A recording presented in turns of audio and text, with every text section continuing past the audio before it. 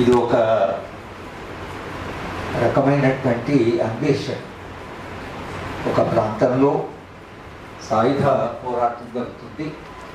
ప్రభుత్వము ఆ పోరాటాన్ని అణిచివేయాలని విపరీతంగా రాజ్య బలాన్ని పెట్టి అక్కడ అణిచివేస్తుంది.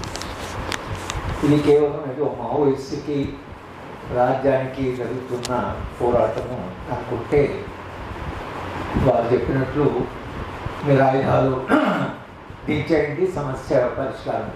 చాలా సింపుల్. ఇది దానికి పెద్ద ఈ చర్చ అవసరం లేదు. లేదా రాజ్యానికి మీ క్యాంపులు, పోలీస్ క్యాంపులు వెనక్కి తీసుకోండి, పోలీసులు అక్కడ వద్దు, వాళ్ళ బ్రతుకుని వాళ్ళకు వదిలేదు, ఇంకో పరిష్కారం. ఈ రెండు పరిష్కారాలు what I am suggesting is that you can say Maoists to lay down the arms, ask the state to withdraw the police and the camps and leave the Adivasis to live their own life. This arms struggle is not new to the society. So many societies have changed to arms struggle. But the basic question is, it's not a conflict between the Maoists and the state. There is a huge number of tribals, and those tribals have become a part of this conflict, who are not armed. They are not. Why state is killing unarmed tribals? That's our question, number one. Second question is, why do we think that state violence is more acceptable than Naxal violence? General middle class think that state violence is more acceptable. Why do we think state violence is more acceptable? Because it's backed by law. State derives its power from the law. Maoist derives, let's say, power from the tribals and also from his weapon. State is state as long as it uses its arm subject to the conditions of the law. Otherwise it ceases to be legitimate. What is the difference between the arm of the state and arm of the Naxalite? You believe in your arm, they believe in their arm. How are you different? How is the state different? State is different because you derive your from constitution, from the law. When the same question was asked to Kanabiran, when he was arguing Kishtaya Bhumgaur case, the judge asked the question, Kanabiran, they don't believe in the Indian constitution, they believe in the armed struggle, they want to overthrow the state. Why have you come to the court? Why have you come to the court when they don't believe in the constitution? Kanabiran's answer was, they don't believe in the constitution. That's very clear there. Whether you believe in the constitution or not. As a high court judge, do you believe in the Indian constitution or not? In what capacity you are sitting as a high court judge? You are sitting because as a constitutional authority. Where is written in the Indian constitution that those who do not believe in the Indian constitution are not entitled for protection of the constitution? Where is it written? Constitution never write saying that, we will use the law and see anybody who does not believe in the constitution, the state can finish them. Where they don't believe in the constitution, they can arrest all of us saying that you don't believe in the constitution. It's not a question. Constitution is applied to everybody whether you believe in the constitution. That's the duty of the constitution. State gets the power from the constitution. That state has forgot. Now the Amit Shah says will finish. How? Suppose there are different methods. Finish whom? You may finish the armed Maoists. But what about the tribals? What about their mining? What about their livelihood? What about their forest? Guarantee them. You have Schedule 5, you have PISA, you have Forest Rights Act, right? You have 1 of 70. What happened to all these laws? Schedule 5 says state shall not enter the tribal area unless they consent for it. This what is it in the constitution? Why are you going there without the consent of tribals? When Vedanta wanted to enter the Orissa, 12 panchayats passed a resolution. We don't want Vedanta. Vedanta had to go back. Mishra, hold panchayats. Ask them, if all the panchayats say that no, we don't want the minerals, you have to go back. Assuming that the Maoist party is finished, what is that state is planning in Chhattisgarh? They want mining. Okay, you go for a massive mining. Then what happens to displacement? Where will the tribals go?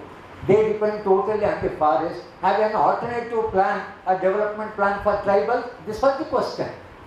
This was the question we have asked when the Tenality government appointed a subcommittee on Naxalite movement. Myself, Kanabran went, spent 1.5 hours. And that committee prepared a report based on our whatever. Report never came out. Please remember, it's a committee appointed by the state, but state did not disclose the report. Say their own cabinet prepared the report. So is the case with the Planning Commission. Planning Commission constituted a subcommittee on Naxalite movement. Haragopal was there, Shankaran was there, B.D. Sharma was there. I don't know whether you were there, but they were all there. They drafted a report. What happened to that Planning Commission report? We are asking a simple question. What did the Planning Commission suggest as a solution to the problem? Why are you not bringing out the report outside? They are not accepted because people like Bela, Shankaran and Haragopal, they must have said, if you go for development to tribal area, please accept, take their consent and go. This is not acceptable to the state because Adani, Ambani, they are pushing the state. We want mines, fast minerals, fast mining because you have to become the top most developed country because Chhattisgarh, unfortunately for tribals, has such a rich minerals, very rich minerals, variety of minerals. You want to go and find recklessly, without their involvement, without their participation, without even telling them what is this development for. See, if I am sitting someplace and you come and say that there is a mineral under you vacate, where do I go? I am asking the question, where do you want me to go? Do you have any plan? Do you want me to rehabilitate? Nothing. See, the entire is not merely Chhattisgarh, Jharkhand, Central Bihar, Chhattisgarh and Orissa, West Bengal, Andhra, Telangana, Central Bihar. Why there is so much struggle in all the tribal areas? Why tribals are so restless? And how long tribals have been fighting? 200 years. Not today. Maoists have not started. 200 years back. Birsa Munda. See, today, now we worship Birsa Munda. Now in our university also is named after Birsa Munda. Who is Birsa Munda? He was not struggled back. He fought. Who is Sita Raman also fought? Who is Komaram Bhim fought? What is Telangana armed struggle? These people are there. What is Telangana armed struggle? Today, Chakala Ilamma, you name a university after Chakala. What did Chakala Ilamma do? She used violence. Why that violence has become acceptable now? Suddenly that Chakala Ilamma used violence.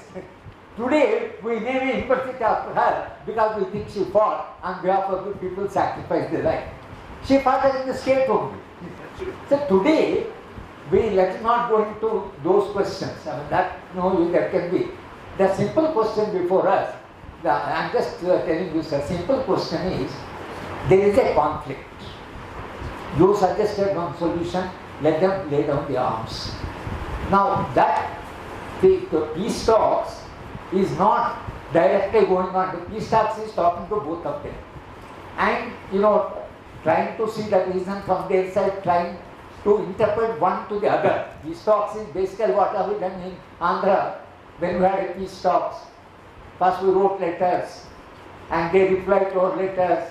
We went around all the villages and we met the victims of both state victims and Naxal victims. We have recorded. Then we have written to the Naxal, this is your violence. We have written to the state that this is your violence. Then we said, we have to stop this violence on both the sides. And then let us see that what exactly the Naxals demand. We asked the Naxals, what are your demands? Are you just fighting for fighting's sake? No. They said we have a demand. 7 demands they have said. 7 demands they have said. And we asked the state, what is that you expect from the Naxals? And state has given its own, requirements and the conditions of the state. We formulated the formula. Then asked the state, invite them. Then let to have face to face. But this became possible because there is a massive public opinion in Bihar and Andhra Pradesh. Whole civil society, thousands of letters to the Varta, peace talks should be conducted. But The three top leaders with whom we had talked, unfortunately, government killed three of them. One government killed three of them. They said we will attack the chief minister because our leaders are attacked. Our target is chief minister. They attacked Chandrababu Naidu. Once they attacked the Chandrababu Naidu, he dissolved the assembly and said that I am attacked by the Maoists and therefore they will vote. And Congress party said we will go for peace talks and you give us the vote. And the Congress party won on that mandate. 2004 elections were fought only on the ground that Maoist party should be suppressed. Maoist party, we should go for talks. That was the mandate. And people of Andhra Pradesh voted for peace talks. And they voted for Congress. And although there was sympathy for Chandrababu Naidu because he was attacked, yet people overwhelmingly voted for Congress and it became obligatory on the part of Congress to go for peace talks. It is the people's mandate. It is the people's mandate. And therefore they had to go for talks. Not that they were really very enthusiastic. But then they won the election on that plea. When actually the Naxals came, they put land reform. They said that this is the land distribution. Around Hyderabad, 16 people are owning 1 lakh. What happened to urban ceiling? And 1 lakh acres white people are owning. Government had no answer. They said, what happened to land reform in the rural Telangana? And rural government has no answer. Then government said, we'll appoint a high power commission on land.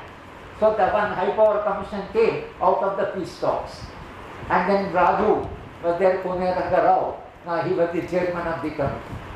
But the basic problem is withdrawing MOUs, global MOUs with the corporate.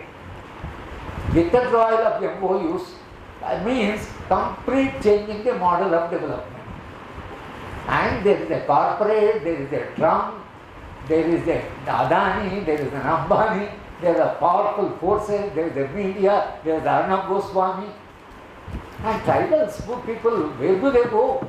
See, she is a dedicated woman. I have all admiration for her. She is right in the middle of the war. She is in the midst of war, going on representing the tribals cases because they are innocent. They can't talk for themselves. Now, therefore, see, this is one. Second question is, if as a society, if we accept state violence, arbitrary state violence in Bastar, killing people right and left every day, killing 10, 30, please, as a student of history, state violence will never stop. It will never stop. Once they are used to arbitrary violence, that's precisely the reason why the BJP government calls all of us urban Naxals. What do you mean by urban Naxal? That means you can be anything, any action against you is justified because you are a Naxal. When you allow government to kill a Naxal because he is a Naxal, right? So there is an acceptance, let's say. Now since you can kill a Naxal, government without any trial, they call you a Naxal and come and kill you. What is that you are going to do? Because you have agreed in principle. Then you talk of law. No, how can you kill? I am not armed and all. But you are a Naxal. They are calling Rahul Gandhi not only Naxal, recently Prime Minister is a Maoist.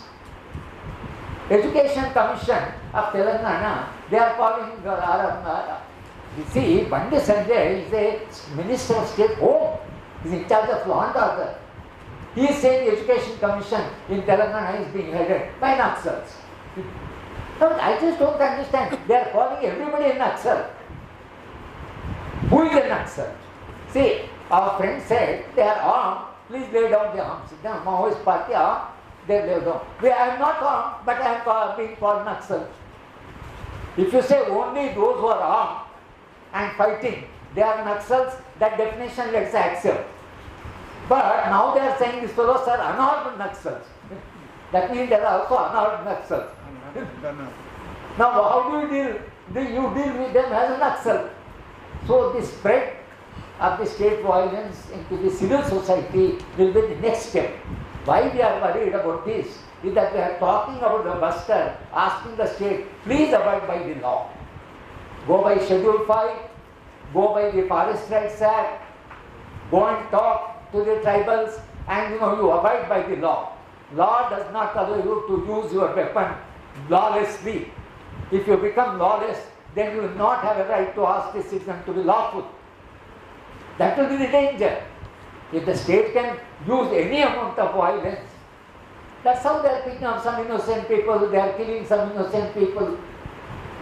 If you are using your violence against only armed Naxals, still by your argument, alright there are, but how many innocent tribals are killed? Why are you killing innocent tribals? A small baby, lactating baby was killed.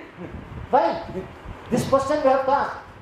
We have to ask the question, alright, in Naxal versus state, you stop there.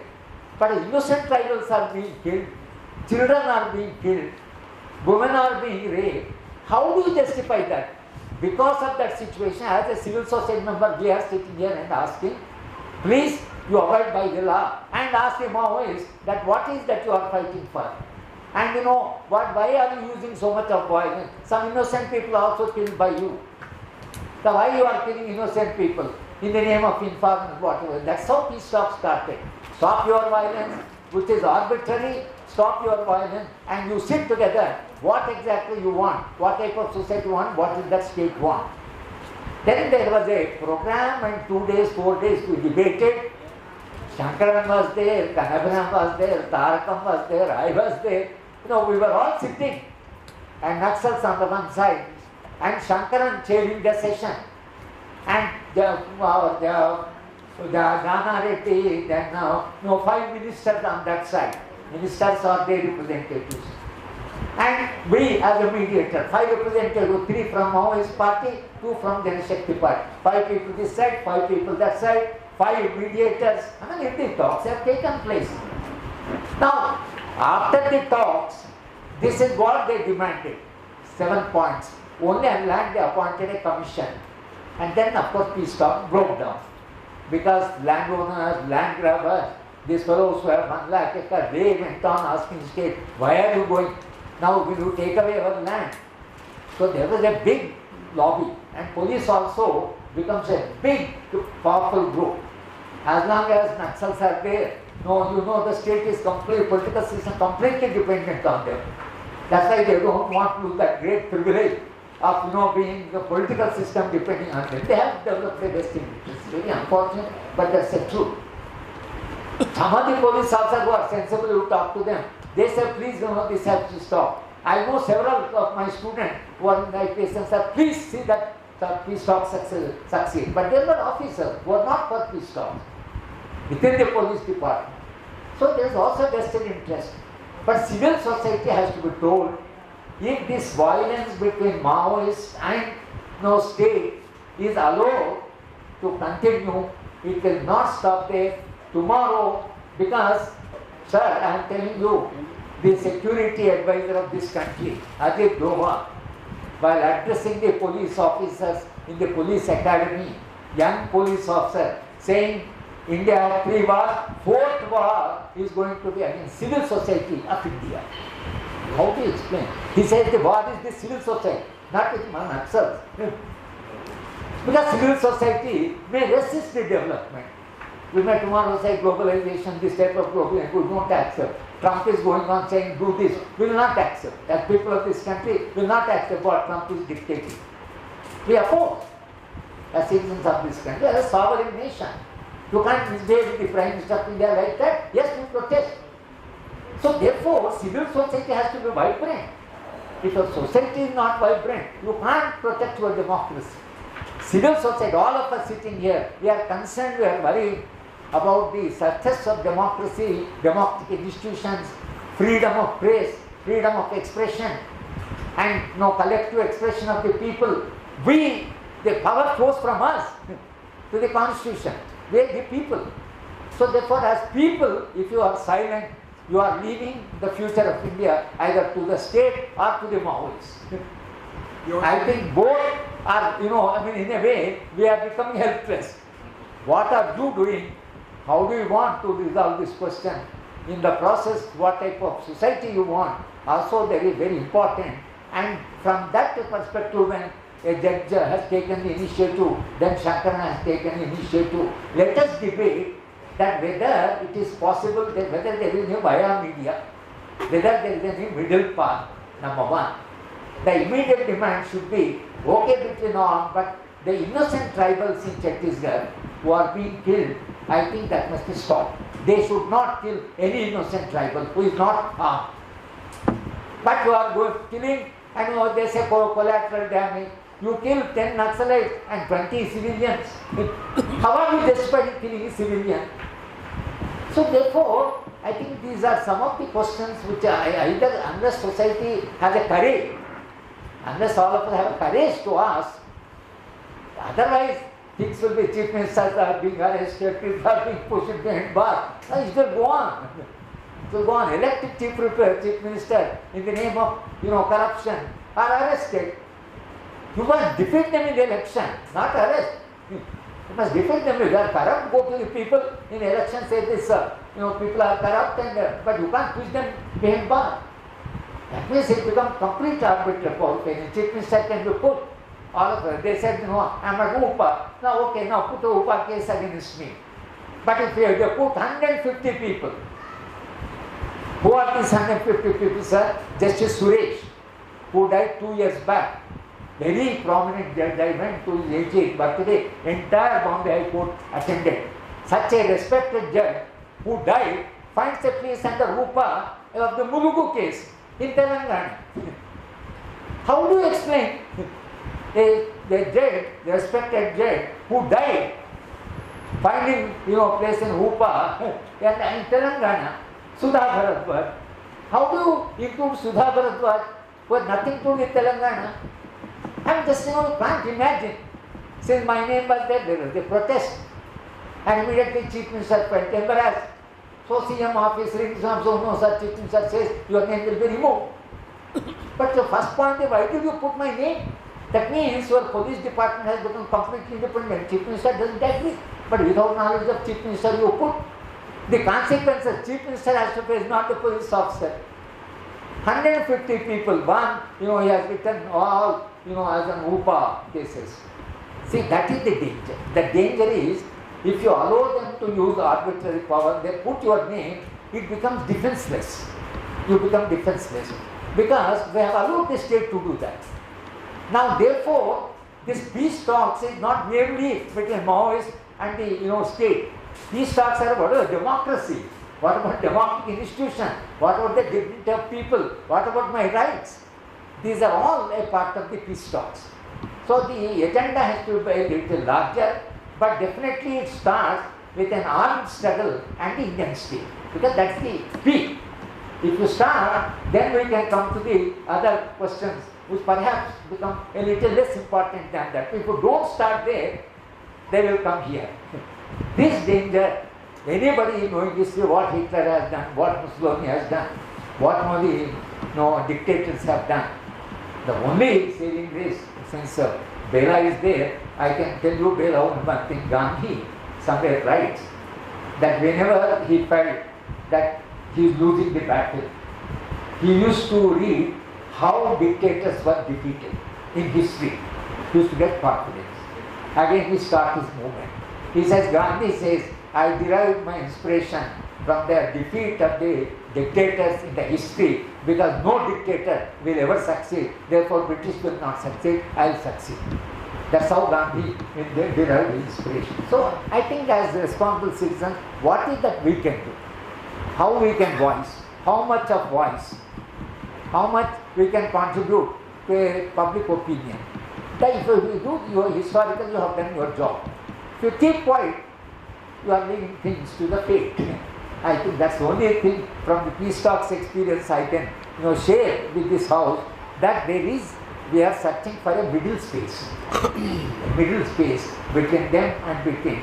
And then see that whether we can enter the process and talk to both the sides. And then see that some solution which is more civilized, more democratic emerges. So that we save the civil society. Not the Maoists, save the civil society. But you should Thank not, you, sir. Sir, let me interview. You should not. Since Bela is there is no civil society. See, there is no possibility of such a large number of people who can shoot and gun me, and who they should say both the sides. You blame them also. No. Neither you have the courage to criticize them, nor the courage to criticize the state. I am silent. Oh yes. Civil society people are those who have the courage to criticize the Maoists and courage to criticize the state. Right. You are afraid of them, you are afraid of the state. What can you do? You should be fearless and tell them you are wrong and tell the state. That is civil society. And we should have that moral courage. ఆస్పా కానూన్ వచ్చిన తర్వాత there was no protest all over India except that lady who was on hunger strike for 12 or 13 years, and when she stood for the election she didn't get 1,000 See, votes. Telangana is that way very lucky. We have a large number of people who speak out. They are very lucky, I think. No other part of India has as vibrant civil society as Telangana. I am proud of that. Andhra kanna Madras kanna